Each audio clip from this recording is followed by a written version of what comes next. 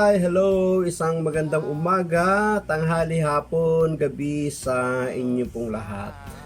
Kayo'y muli, naririto naman sa aking programa na hindi ninyo programa ang Tandaan Mo Ito.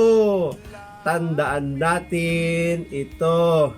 Brad, ano naman ba ang aming tatandaan sa programa mo na hindi namin programa? Ito ang ating tatandaan ngayon. Kung hindi nagpapatawad, paano? Bakit naman yan natin tatandaan, Brad? Sapagkat ito po ay may kaugnayan sa atin pong pagbasa sa September 17, 2023 na patungkol sa tanong ng Pedro, ilang beses bang papatawarin ang nagkasala? Ayan. So ano po yung ating tatandaan? Kung hindi nagpapatawad, paano? Oo nga naman, no? Pero bago natin bigyan ng refleksyon at pagninilay ang atin pong ebanghelyo na pagninilayan, bibigyan po muna natin ng daan ang ating pong mga kapatid na wala pong sawang sumusuporta sa atin pong YouTube channel. Ang atin pong mga kapatid, Brother Norberto Macaraig, maraming salamat po sa iyo.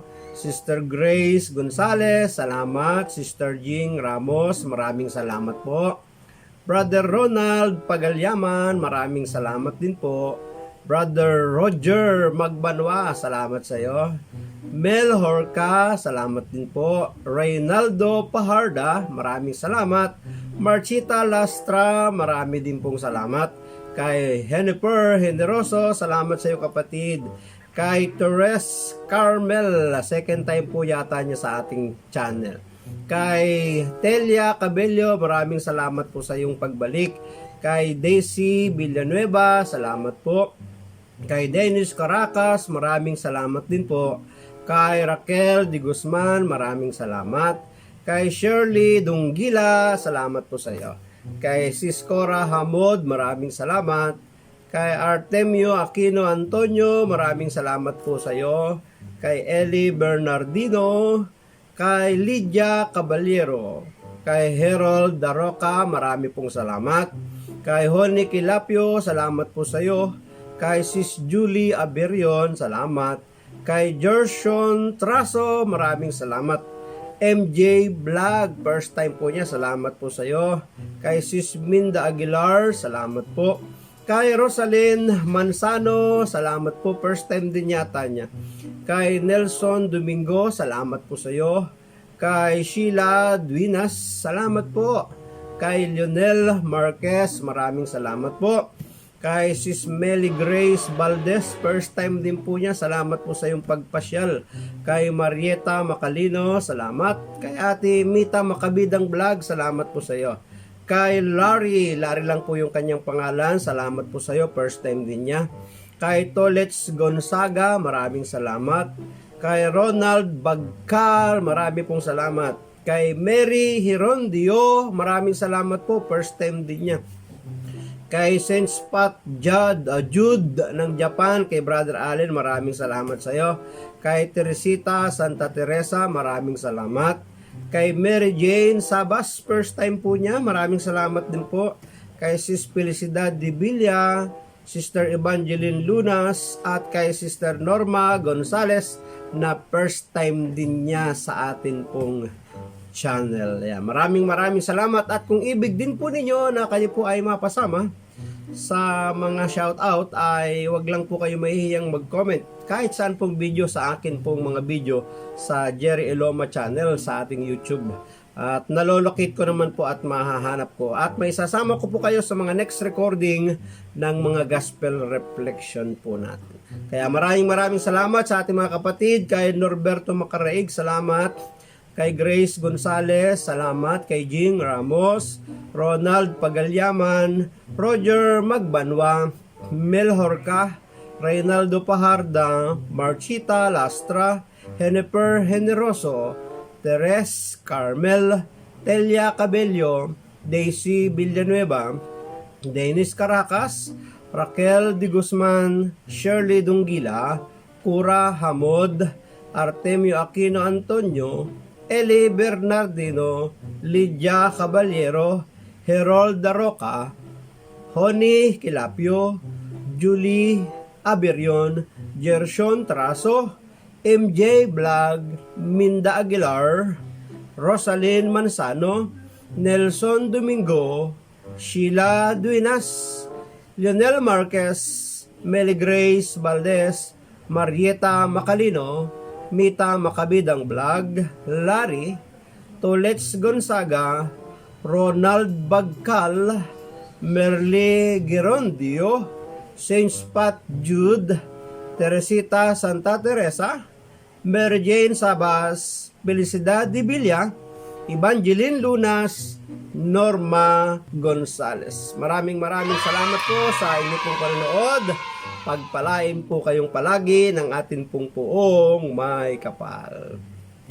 At tayo na nga po ay nagpapatuloy. Ano po yung atin pong pagninilayan ngayon? Kung hindi nagpapatawad, paano? Simulan na nga po natin ang ating pagbasa. Ang ebanghelyo po natin ay hahanguin natin sa ebanghelyo ni San Mateo. Ang kabanata po ay 18, mga talatang 21 hanggang 35. Ebanghelyong babasahin sa araw ng linggo sa atin pong simbahan. Lumapit si Pedro at nagtanong kay Jesus, Panginoon, ilang beses ko bang patatawarin ang aking kapatid na nagkasala sa akin? 7 beses po ba? Sinagot siya ni Jesus, hindi 7 beses, kundi 70 ulit na 7. Sapagkat ang kaharian ng langit ay katulad nito, ipinasya ng isang hari na hingaan ng ulat ang kanyang mga alipin tungkol sa kanilang mga utang. Nang simulan niyang magkwenta, dinala sa kanyang isang lingkod na may utang na milyong-milyong piso. Dahil sa siya'y walang maibayad, iniutos ng hari na ipagbili siya, pati ang kanyang asawa, mga anak at lahat ng kanyang ari-arian upang siya'y makabayad. Lumuhod ang lingkod sa harapan ng hari at nagmakaawa. Bigyan pa po ninyo ako ng panahon at babayaran ko sa inyo ang lahat. Naawa sa kanya ang hari kaya't pinatawad siya sa kanyang pagkakautang at pinalaya. Ngunit, pagkaalis roon ay nakita niya ang isa niyang kapwa lingkod na may utang sa kanya na 200 piso. Sinakal niya ito, sabay sabi, magbayad ka ng utang mo. Lumuhod ito at nang makawa sa kanya, bigyan mo pa ako ng panahon at babayaran kita. Ngunit hindi siya pumayag, sa halip ito'y ipinabilanggo niya hanggang sa makabayad. Sumama ang loob ng ibang mga lingkod ng hari sa pangyayaring iyon, kaya't pumunta sila sa hari at nagsumbong. Ipinatawag ng hari ang lingkod na iyon, napakasama mo. Sabi niya, pinatawad kita sa utang mo sapagkat nagmakaawa ka sa akin. Naawa ko sa iyo. Hindi ba't dapat ka rin sanang mahabag sa kapwa mo? At sa galit ng hari, siya'y ipinabilanggo hanggang sa mabayaran ng buo ang kanyang utang. Gayun din ang gagawin sa inyo ng aking Ama na nasa langit kung hindi ninyo taos-pusong patatawarin ang inyong kapatid. Pagpalain po ng Diyos ang pagkabasa ng kanya pong mabuting balita. Pinupuri ka namin, Panginoong Hesu Kristo. Maraming salamat sa mga nasa live, kay Mariel Andrew, good morning sa iyo, kay Brother Archie, good morning. Ayan, live recording na din pero mamaya pang-edit ko ito sa YouTube. Ayan. So tayo magpapatuloy na ang ating pagninilayan ngayon. Kung hindi nagpapatawad, paano? Ayan. Ito ay nagsimula sa isang tanong ng Pedro kung ang kanyang mga kapwa lingkod ay magkasala. 7 beses ba papatawarin? Bakit? Kasi ng mga panahon na yon, kapag 7 beses mo nang pinatawad ang isang tao, napaka-generous mo na eh. Kumbaga, napaka-mapagbigay mo na, napaka-mapagparaya mo na. Kape muna tayo, sumasabit ang aking lalamunan.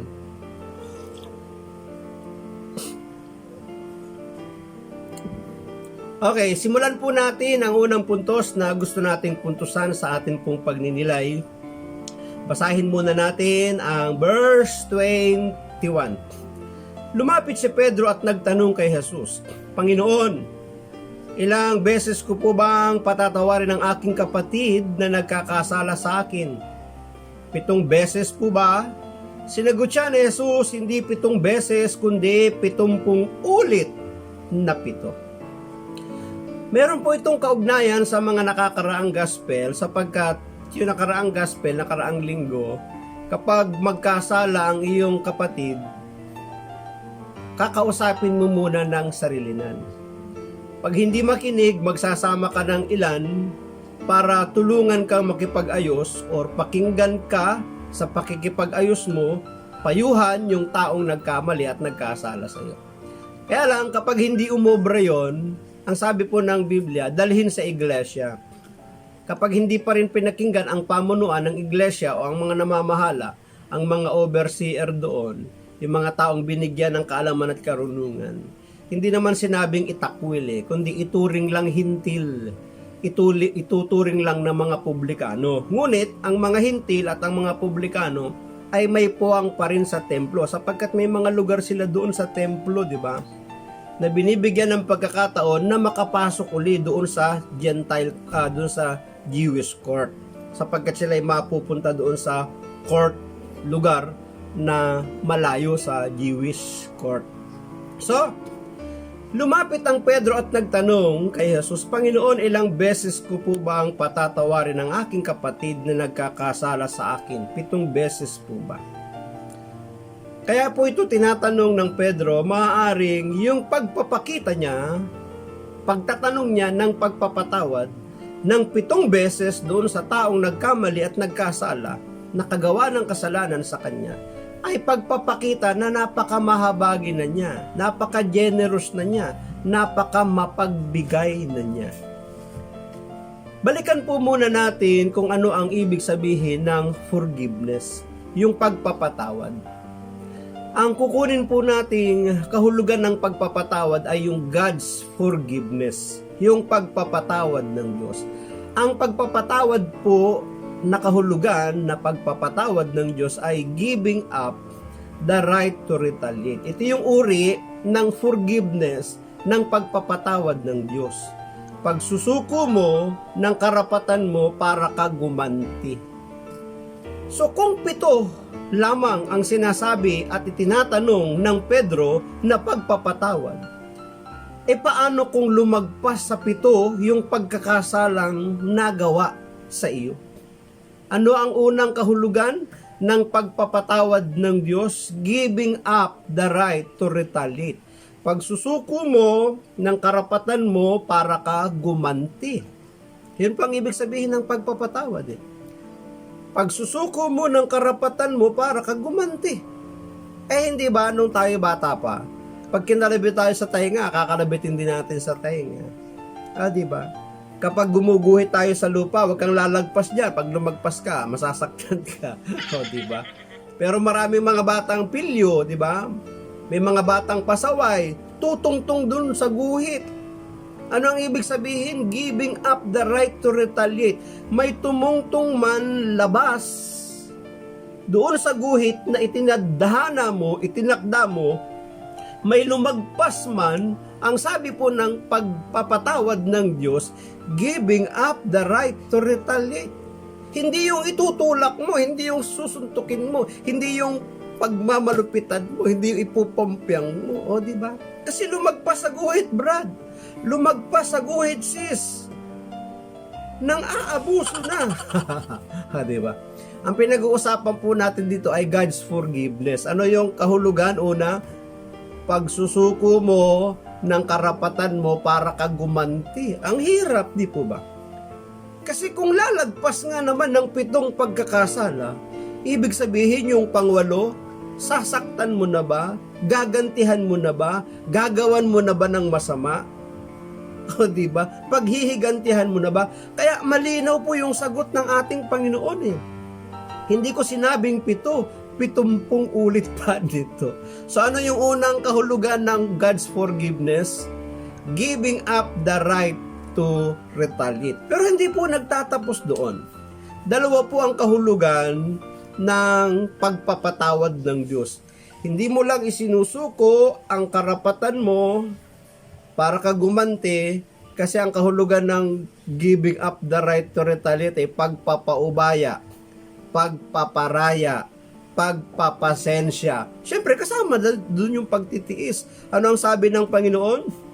Kapag sinampal ang kabila mong pisngi, iharap mo pa ang kabila mong pisngi. Ang hirap nun, di ba? Magpaparaya yan eh. Pag pinagbuhat ka ng 1 kilometro, pasanin mo, buhatin mo ng 2 kilometro. Di ba napakahirap? Ang pinag-uusapan po natin ay God's forgiveness, hindi human forgiveness. Kasi sa atin, papatawarin kita. Umulit ka lang, hindi na kita papatawarin. Ikatlo, lumayas-layas ka na. Di ba? Yan yung human forgiveness. Pero God's forgiveness, pagsusuko mo ng karapatan para ka gumanti. At pangalawa, yung tinatawag na restoring relationship. Kaya tama yung sabi nung nakaraang gospel. Kung magkasala ang iyong kapatid, puntahan mo siya. At kapag naging maayos kayo, napanunumbalik ninyo ang inyong samahan. Diba? Ang tanong, yung formula ba na yan, nagaganap pa? Nagagawa pa ba natin yan? Ang sagot po dyan ay hindi. Malamang na hindi. Mayroong iilan sapagkat may mga taong babad sa salita ng Diyos na kaya nilang gawing magparaya, magpaubaya, magtiis, magpasensya. Sapagkat alam naman natin na ang katarungan ng langit ay darating, hindi man ngayon pero darating sa darating na mga panahon. Kaya nga ang isang dahilan kung bakit may mga taong hindi nakakapagpatawad, alam niyo po kung bakit? Kasi naiinip sila sa katarungan ng Diyos na gusto niya igawad agad. Di ba? Ang tagal namang parusahan ng Diyos ang mga taong ito. Ang tagal naman nilang disiplinahin ng Diyos. Ang tagal naman nilang paluin ng Diyos. Bakit ba nangunguna pa tayo sa Diyos? Kaya minsan naiinip tayo eh. Kaya kahit meron tayong nakikitang mga masasamang gumagawa at nagpapatuloy sa kasamaan, minsan gusto nating maghiganti. Di ba? Kaya nga may mga nangyayaring nagaganap na mga vigilante na inilalagay nila sa kanilang kamay ang batas. Bakit? Naiinip sila eh. Saan? Sa parusa ng Diyos, sa pagdidisiplina ng Diyos, sa judgment ng Diyos. Pero kapag pag-uusapan natin yung God's forgiveness, makikita mo doon, maiintindihan mo, mauunawaan mo doon na ang God's forgiveness pala ay pagsusuko mo ng karapatan para ka gumanti. Yan ang ginawa ng Diyos sa buong sangkatauhan. Nandoon yung kanyang mahabang pagpapasensya mula nang maganap ang paggunaw sa mundo sa pamamagitan ng tubig baha. After noon, hindi na nagkaroon ng pangyayaring paggunaw sa mundo eh. Bakit? In-exercise na ng Diyos yung pagsusuko niya ng karapatan. Para ano? Puksain ang mga taong ito na lumalaban sa Kanya, na gumagawa ng masama laban sa Kanya. So God's forgiveness, giving up the right to retaliate. At pangalawa, restoring relationship. Yan yung una, mga kapatid, na issue na inilapit ngayon ng Pedro. Ilang beses ko bang patatawarin ang aking kapatid na nagkasala? 7 ba? Hindi. Sabi ng Panginoon, 70 ulit pa nito. Alam niyo po sa Biblia, napakarami pong kahulugan ng 70. Pero ang isa lang tinitingnan ko po dito ay yung kanilang Sanhedrin. Ang kanila pong Sanhedrin ay binubuo ng 70 mga matatanda ng bayan. Kapag ikaw ay humarap sa Sanhedrin, huhusgahan ka, hahatulan ka nila. Yung 17 Sanhedrin na yon, hahatol sa iyo yon. Maaaring magkakaiba. Makukuha mo yung kalahati hindi. Maaaring itong 70 miyembro ng Sanhedrin ay parusahan ka, hatulan ka sa iyong kasalanan. Kaya napakalaki ng gampanin nung 70 miyembro ng Sanhedrin sapagkat sa kanila nakasalalay ang isang asunto, usapin ng isang taong dadalhin sa kanila. Kaya maaaring dito kinukuha, inia-apply ng Panginoon na hindi ko sinabing 7, kundi 7 pa. Pag dinala ka sa Sanhedrin, yung 7 yun, 70 yun, papatawarin ka. Kaya ang masaya dito ay 70 beses sa isang araw na kapag nagkamali ka. Times 7 pa, di 490 a day. Meron bang taong nagkasala sa atin ng 490 a day? Kasi para kay Pedro, yung patawarin ng 7 beses yung nagkamali sa kanya is pagpapakita na siya ay generous, mapagbigay na siya, mapagpasensya na siya, mapag-unawa na siya. Pero ang gustong-gusto ng ating Panginoon, ikaw ay hindi lang maging generous, kundi generous to unlimited generosity. Yan ang gusto ng Panginoon. Hindi ka lang maging mapagbigay, kundi magpasawalang hanggang mapagbigay, mapagparaya, mapagpaunawa. Kaya sinasabi ng Panginoon na 70 times 7. O, di ba? Ang dami, ang laki. Kaya ba natin yun? Hindi. Ang hirap, di ba? So, yan ang unang puntos natin. Ilang beses patatawarin. Malinaw, nililinaw ng Panginoon kay Pedro 70 times. Pangalawang puntos na gusto nating puntusan ay ang talinghaga. Ginamitan ni Jesus ng talinghaga ang Pedro para ganap niyang maunawaan at maunawaan din ng mga taong nasa paligid yung ibig patungkulan ng ating Panginoon. Sabi rito sa verse 23, sapagkat ang kaharian ng langit ay katulad nito, ipinasya ng isang hari na hinga ng ulat ang kanyang mga alipin tungkol sa kanilang mga utang. Nang simulan niyang magkwenta, dinala sa kanya ang isang lingkod na may utang na milyong-milyong piso. Dahil sa siya'y walang maibayad, iniutos ng hari na ipagbili siya pati ang kanyang asawa, mga anak at lahat ng kanyang ari-arian upang siya'y makabayad. Lumuhod ang lingkod sa harapan ng hari at nagmakaawa. Bigyan pa po ninyo ako ng panahon at babayaran ko sa inyo ang lahat. Naawa sa kanyang hari kaya pinatawad siya sa kanyang pagkakautang at pinalaya. Ngunit, pagkaalis roon ay nakita niya ang isa niyang kapwa lingkod na may utang sa kanya na ilang daang piso.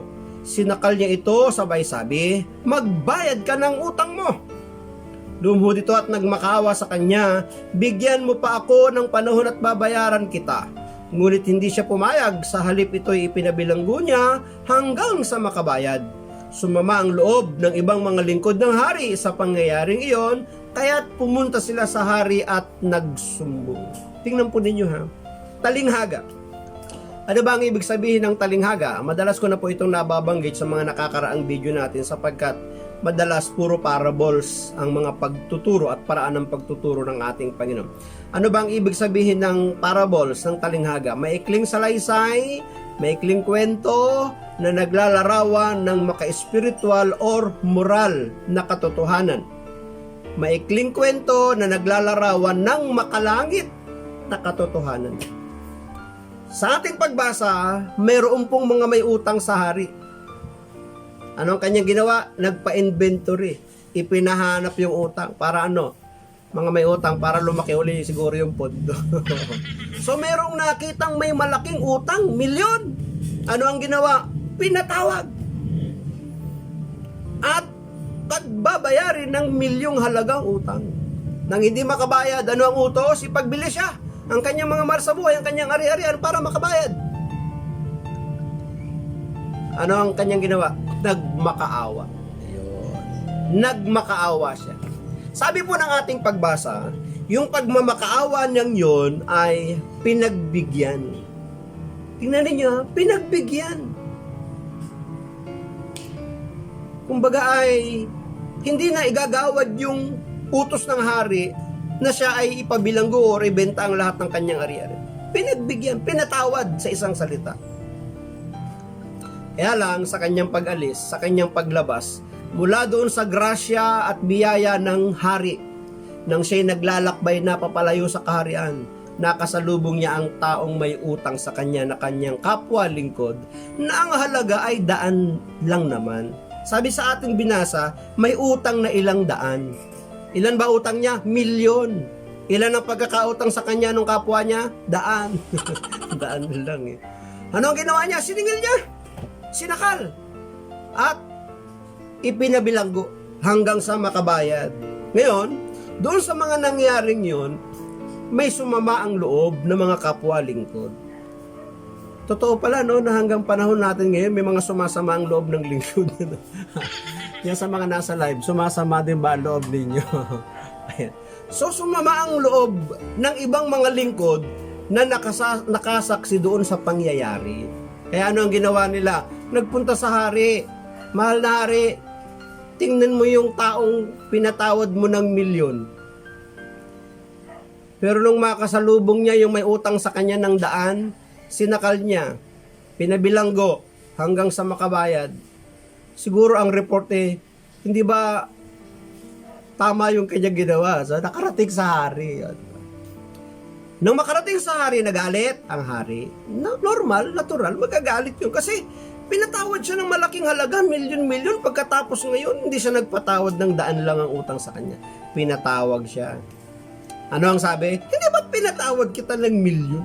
Hindi ba dapat magpatawad ka din? Kung ano yung ginawa ko sa iyong habag, mercy, kung ano yung pinaranas ko sa iyong kabutihan, hindi ba dapat lang iparanas mo din sa kanila? Yun, nagiging extension pala tayo dapat, nagiging kamay tayo ng Diyos para ipadama din sa iba, sa ating kapwa, yung kanyang habag, yung kanyang mercy, yung kanyang pagmamahal, yung kanyang pagpapatawad. Kaya nga ang tanong natin sa ating title paano kung hindi nagpatawad? Paano na? Ay, pangatlo yun, sasagutin natin. So, ang ikalawa nating pinagninilayan ay yung tungkol sa talinghaga. Gumamit si Jesus ng patalinghagang pangangaral at pagtuturo sa kanyang mga alagad. Alam naman natin na kaya gumagamit si Jesus ng mga patalinghaga ay upang itago yung lihim ng katotohanan sa mga taong naghahanap ng kanyang kamalian. Alam naman natin na yung mga naghahanap ng kanyang kamalian, yung mga pariseo, mga eskriba, mga saduseo, mga teachers of the law. Pero naiintindihan at nauunawaan naman ng mga ordinaryo niyang tagasunod kung ano ang kahulugan ng mga talinghaga. At kapag hindi naiintindihan ng mga alagad yung talinghaga, in private, ipinapaliwanag ni Jesus yung talinghaga sa kanila. See? Pangalawa, kaya gumagamit siya ng talinghaga, hindi lang para itago ang katotohanan sa mga taong mapaghanap ng mali, ay upang ang mga taong ito ay walang makuhang salita na gagamitin sa kanyang laban sa kanya. Yun lang po yun, mga kapatid. At ikatlo, puntahan natin na ikatlo, mga kapatid. Salamat dyan sa mga nasa live. Mamaya ko na po kayo i-acknowledge pagkatapos ng live na ito. Salamat po, Sister Pes, Sister Theodora. Andiyan kanina si Bishop Anthony. Warren, andiyan ka pala. Okay, tuloy natin. Ikatlo, verse 32, ipinatawag ng hari ang lingkod na iyon. Napakasama mo, sabi niya. Pinatawad kita sa utang mo sapagkat nagmakaawa ka sa akin. Naawa ako sa iyo, hindi ba't dapat ka rin sanang mahabag sa kapwa mo? At sa galit ng hari, siya'y ipinabilanggo hanggang sa mabayaran ng buo ang kanyang utang. Gayon din ang gagawin sa inyo ng aking Ama na nasa langit kung hindi ninyo taos-pusong patatawarin ng inyong kapatid. Ito na po yung ikatlo. Kung hindi magpatawad. Ayan. Ano raw yung ikatlo? Kung hindi magpatawad. Kung hindi magpatawad, malinaw, self-explanatory na yung ating binasa. Anong sabi? Gayon din ang gagawin sa inyo ng aking Amang nasa langit kung hindi ninyo taos-pusong patatawarin na inyong kapatid. Kung paanong nagpaparusa tayo, kung paanong gumagawa tayo ng masama laban sa mga taong nagkasala laban sa atin, yun din ang trato, yun din ang ating aanihin. Parang ganito kung ano ang iyong tinanim, yun din ang iyong aanihin. Nagtanim ka ng kasamaan, kasamaan ang aanihin. Nagtanim ka ng galit, galit ang aanihin. Nagtanim ka ng kapayapaan, kapayapaan ang iyong aanihin. Nagtanim ka ng pagmamahal, pagmamahal ang iyong aanihin. Ganun din Sa harapan pala ng Diyos, kung ano yung ginamit nating takalan, yun din yung takalan na gagamitin sa atin. Sabi ng Luke chapter 6 yun, di ba? Kaya kung hindi magpatawad, paano? Ano po yung ating pinag-uusapan ngayon? Kung hindi nagpapatawad ang tao, paano? Unang puntos. Ilang beses ba patatawarin? Malinaw, hindi lang 7, kundi 70 ulit pa nito. Ano ang kahulugan ng pagpapatawad ng Diyos? Giving up the right to retaliate. Pangalawa, restoring relationship. Yun yung may kaugnayan na gospel nung nakaraang linggo. Pangalawa, si Jesus ay gumamit ng patalinghaga maikling salaysay para maipaunawa sa mga tagapakinig niya kung ano ang ibig niyang iparating sa kanila patungkol sa pagpapatawad. Sapagkat tayo man ay nakaranas ng habag at pagpapatawad ng Diyos, kaya dapat lamang na maging extension tayo, kamay tayo ng Diyos para makalasap din sila ng pagpapatawad natin silang mga nagkamali, nagkasala, nakasakit laban sa atin. So, ikalawa yan, talinghaga. Pangatlo, kung hindi magpatawad, syempre, hindi rin tayo patatawarin. Kung ano yung trato natin sa ating kapwa, ganun din ang trato ng Diyos sa atin. At panghuli, bago tayo magtapos mga kapatid, meron pong binabanggit ang Panginoong Hesus patungkol sa mga pagpunta sa templo. Ang templo maaring tinutukoy sa ating kapanahunan ay mga place of worship. Alam naman natin na ang templo ay place of worship. Doon ginagawa ang pagsamba sa Diyos, doon ginagawa ang pagpupuri sa Diyos, doon din ginagawa ang mga pananalangin at paghingi sa Diyos. Saan ba natin ginagawa ang mga pananalangin at paghingi sa Diyos? Eh di sa mga fellowship, sa mga prayer meeting, sa mga simbahan, sa mga building, sa mga opisina, sa mga basketball court, covered court, sa tabi ng daan. Diyan tayo gumagawa ng mga panalangin. Sabi ng ating Panginoon, kung ikaw ay maghahandog, tingnan po ninyo kung ikaw ay maghahandog, at sa iyong paghahandog, papunta ka pa lang sa paghahandugan mo, naalala mo na may taong mayroong sama ng loob sa iyo. Tingnan nyo malinaw po yun. Hindi ikaw yung may sama ng loob na maghahandog. Kung maalala mo na mayroong tao na may sama ng loob sa iyo, puntahan mo muna siya, makipag-ayos ka sa kanya, at kapag kayo nakipag-ayos na o nagkaayos na, saka mo balikan yung handog mo at ihandog mo. Bakit? Kasi maaaring walang kwenta, walang kabuluhan, walang saysay, yung gagawin mong pagdadala ng handog mo sa Kanya, sa Diyos. Kung may mga tao, maraming iniisip, maraming sinasabi laban sa iyo, or may sama ng loob sa iyo. Sino-sino ba yung mga taong may sama ng loob sa iyo? Hindi ko alam. Kilala mo yun Hindi ko nga yung kilala. Diba? Mas kilala natin yun kasi kadaupang palad dati yun Hindi ko po kilala yun. Pero, ano ang ating gagawin? Makipag-ayos. Ngayon, Brad, paano kung hindi makipag-ayos? Hindi mo nakasalanan yun. Wala ka ng pananagutan doon kung hindi makipag-ayos. Ang mahalaga, ginawa mo yung hakbang, yung formula na iniuutos ng ating Panginoon. Lord, hindi po nakipag-ayos sa akin, ayaw. Wala ka nang suliranin doon kasi ginampanan mo na yung bahagi mo. Pero ako naniniwala na kapag ginawa mo yung bahagi mo, ang Diyos nakasubaybay diyan, nagmamatyag yan, nakatingin lang yan. Habang ikaw ay papunta pa lang doon, yung puso ng taong yung pinapalambot na rin para kayo magpang-abot, magkaisa, magkabalikan, napanunumbalik yung samahan. Sabi nung nakaraang gospel, di po ba? So, kung may sama ng loob sa iyo ang iyong kapwa, iwan muna ang handog at makipag-ayos sa kanya. Sapagkat magkakaroon ng saysay, kabuluhan, yung ating gagawing paghahandog at paglilingkod sa Panginoon at yung ating pong mga panalangin ay mapagbibigyan ng ating Panginoon. Maraming salamat po at kung kayo po ay napagpala ng video ito, huwag niyo naman kakalimutan na mag-like and share na rin ninyo ang video ito, syempre. Mag-subscribe na din kayo at pindutin niyo po yung bell icon dyan sa baba. At piliin niyo yung all para anytime na meron po akong bagong upload, mano-notify po kayo. Ang akin lamang pong palaging masasabi, hayaan natin ang Diyos ang palagi ang maging Diyos ng ating buhay. Bye-bye and I love you with the love of God. I've got some best banana.